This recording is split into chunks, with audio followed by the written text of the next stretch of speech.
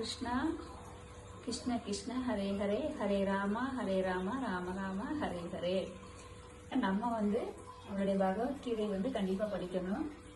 பகவத்கீதை படிக்கும்போது தான் நம்ம யார், நம்மளுக்கும் கிருஷ்ணருக்கு என்ன இருக்கு தொடர்பு இருக்குது அப்படிங்கிறது தெரியும். கிருஷ்ணர் தான் முழுமுதற் கடவுள்.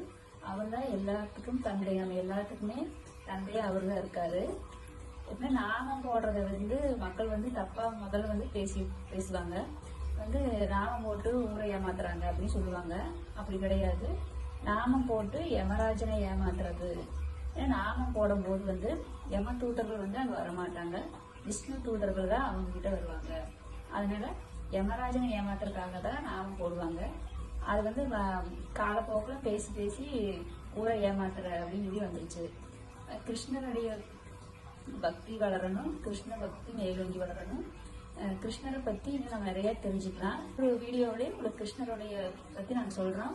கிருஷ்ண பக்தி வளர்க, உங்களுடைய எல்லா கஷ்டத்திலிருந்து அவர் உங்களை விடுவிப்பார்.